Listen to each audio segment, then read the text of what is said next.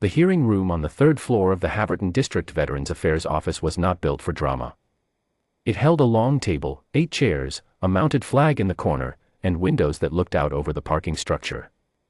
Marisol Estes had been assigned to it for the first time on her 6th day on the job, handed a case folder by her supervisor and told to observe, take notes, and stay quiet unless directly addressed. She was 24 years old. She had never sat in on an administrative review before. She assumed it would be dull. The woman was already there when Marisol arrived, seated on the far side of the waiting area outside the hearing room door, a small, straight-backed figure in a navy cardigan and pressed gray slacks, a manila folder resting on her knees. She might have been 60, might have been older. She had the stillness of someone who had learned to carry weight without showing it. Marisol said good morning. The woman said good morning back, nothing more, and returned her gaze to the middle distance. On the folders tab, in neat block letters, was a name and a date, Corporal Damon Whitfield, March 14th. Marisol recognized the date. 3 weeks ago. The Haverton Veterans Post 114 Spring Memorial Ceremony. She went inside and found her chair against the wall, opened her notepad, and read the case summary again while the room filled. Post Commander Gerald Perdue entered with his adjutant, a younger officer named Kessler, both in service dress. Perdue was broad-shouldered and deliberate in his movements, the kind of man who occupied a room by simply settling into it. He had held the post for 22 years and carried that fact on him the way some men carry rank, not as history but as entitlement. He had organized 41 spring memorial ceremonies, Marisol had noted from the case file, and had never, in any of them, received a formal complaint. That record had probably felt like protection this morning. It would not feel that way much longer. He arranged his papers and did not look toward the door. The hearing officer, a district administrator named Caroline Voss, took her seat at the head of the table and called the review to order. The woman came in last. She sat across from Perdue and Kessler, placed the folder on the table in front of her, and folded her hands on top of it. She did not open it. Not yet. Voss began by reading the matter into the record. On the afternoon of March 14th, during the annual spring memorial ceremony at Veterans Post 114, a woman had been asked to leave the assembly room by the post commander. The stated reason, the event was restricted to active personnel, post members in good standing, and registered family delegates, and her name did not appear on the registered delegate list. The woman had declined to leave without explanation and had been escorted to the lobby by Adjutant Kessler and a post volunteer. A formal complaint had been filed with the district office the following Monday. This hearing was the result. Perdue spoke first, without being asked, a small miscalculation Marisol noticed and filed away. He described the situation in administrative language, the kind that turns human moments into procedural events. A disruption. An unregistered attendee. A lawful and proportionate response. He had checked the delegate list, confirmed she was not on it, and acted in accordance with the post's event management protocol. He used the word protocol 3 times. He did not use the word mother. Voss let him finish. Commander Perdue, she said, what is the name of the service member being memorialized at the March 14th ceremony whose family connection to this complainant you assessed before issuing the removal order? A pause, brief, but Marisol caught it. The ceremony honored several service members, Perdue said. The service member to whom this complainant is connected, Voss said. Did you assess that connection before asking her to leave? The delegate list is the standard verification tool. That is not what I asked. Perdue's jaw tightened. The delegate list did not include her name. Voss made a note and turned to the woman across the table. Ma'am, please present your materials for the record. The woman opened the folder. She did it without hurry, not performing composure, simply possessing it, the way people do when they have held themselves together through worse than this. She removed 3 documents and placed them side by side on the table. The first was a certificate. Gold Star Family, issued by Veterans Post 114, bearing the post's own seal and the signature of the district director. It named her, Ruth Whitfield.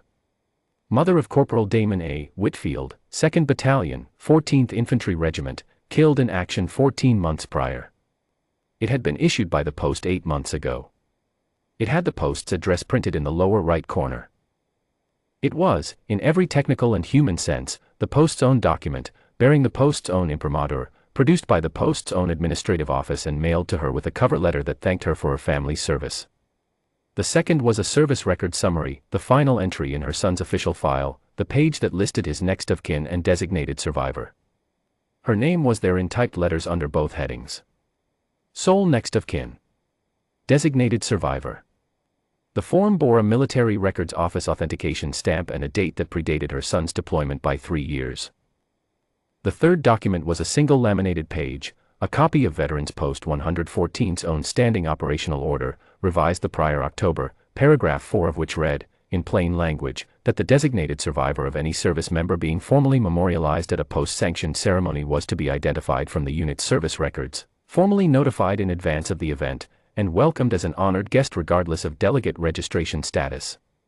She placed all 3 documents on the table and folded her hands again.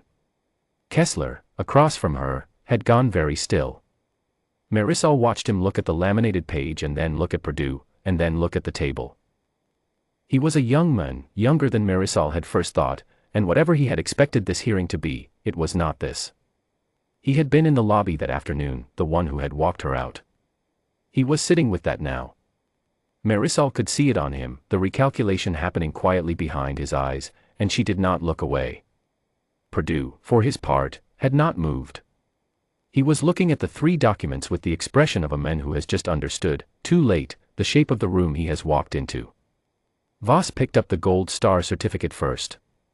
She read the post seal's details aloud. She read the signature. She set it down and picked up the service record summary and read both headings aloud, next of kin, designated survivor, and her name beneath each. Then she picked up the standing order and read paragraph 4 in its entirety, slowly, into the record, because the record needed to hold it. When she finished, the room was quiet in the particular way rooms go quiet when something has been established that cannot be taken back.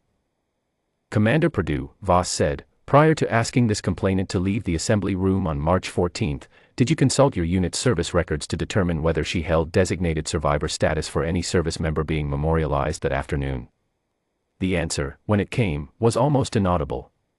No. Did you consult the Post's standing operational order? I relied on the delegate list. The standing order supersedes the delegate list in cases involving designated survivors.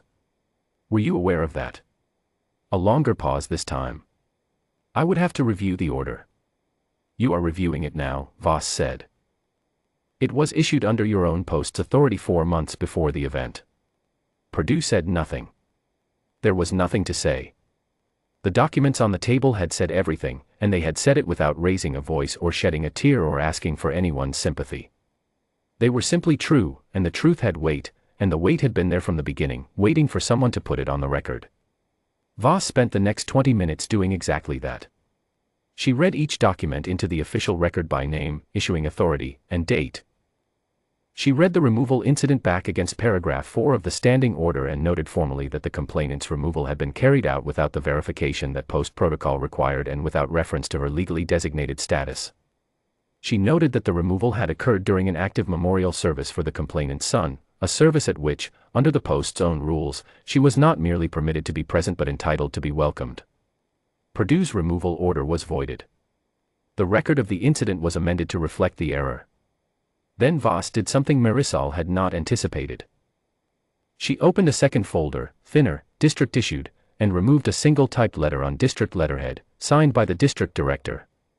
She read it aloud in full. It was a formal written censure of Commander Gerald Perdue, entered into his personnel file with the District Veterans Affairs Office, citing a failure of procedural due diligence resulting in the wrongful removal of a Gold Star family member from her son's memorial service. It was the first formal censure in 22 years of his post command. 22 years of ceremonies and delegate lists and event management protocol, and it had taken one manila folder, brought in by a woman in a navy cardigan who had said almost nothing, to show what all of that had missed. Voss read every line of the censure, because the record needed to hold that too. When she finished, she picked up a second letter from the folder, also on district letterhead, also signed by the director. She slid it across the table to Ruth Whitfield, and she read it aloud as Ruth received it. It was an apology. Not administrative language, not protocol. An apology, to a mother, for what had been done to her on the afternoon she came to stand in a room where her son's name was being spoken. It named what had been taken from her in that moment, not abstractly, but plainly, the way plain language honors rather than diminishes. Marisol found she could not write in her notepad for a moment and had to stop. Ruth Whitfield read the letter once, quietly, to herself.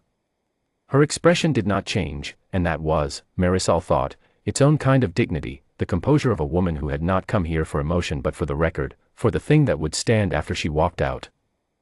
Then she folded the letter with the same care she had given the other documents, edge to edge, crease flat, once, twice, and placed it in the manila folder with her son's service record and the gold star certificate and the laminated standing order, and she closed the folder. Voss issued a corrective directive to Veterans Post 114 requiring a review of all event intake procedures to ensure designated survivor verification was performed prior to any memorial ceremony, with a compliance report due to the district office within 30 days. She noted for the record that the directive was not punitive toward the post as an institution but was necessary to ensure no family member was turned away from a service member's memorial under similar circumstances again. Then she thanked all parties and closed the hearing. Perdue left without speaking. Kessler held the door for him and followed, and Marisol saw Kessler glance back once, at Ruth, at the closed folder under her arm, before the door swung shut behind them. Ruth stood, picked up the folder, and tucked it under her arm. She said thank you to Caroline Voss in 11 words, Marisol counted them without meaning to, and walked out. Marisol sat at the wall for a moment after the room had cleared. She looked at her notepad. She had good notes. Everything was there, the documents, the dates, the formal language of the censure and the directive, the procedural sequence from removal to record. She had done her job. But what she kept turning over was not the sequence. It was the folder. Her son's name had been on it when she arrived. Corporal Damon Whitfield. A name on a tab, in block letters, carried through a parking structure elevator and a waiting area and an administrative hearing by a woman who had dressed carefully and arrived early and said almost nothing and asked for nothing except what the record said was already hers. She had not raised her voice. She had not wept. She had not asked the hearing officer for sympathy or the commander for remorse. She had opened a folder. Marisol thought about the files her office kept. The designations, the certificates, the standing orders, the service records with their 2 typed headings, next of kin, designated survivor. She had seen them as paperwork since she started. Forms to be processed, columns to be filled, folders to be filed. She understood now that they were not paperwork. They were the keeping of a promise, the promise a nation makes to the people who give it their sons and daughters, that those people will be seen, and named, and not turned away from the door. When someone tried to turn Ruth Whitfield away from her son's memorial, it was those records that answered. Not loudly. Not with anger.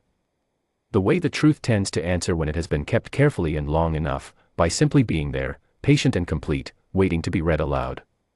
Marisol closed her notepad, capped her pen, and went back to her desk. She had 6 weeks of orientation left. She thought she might take the standing order home that evening and read it again from the beginning.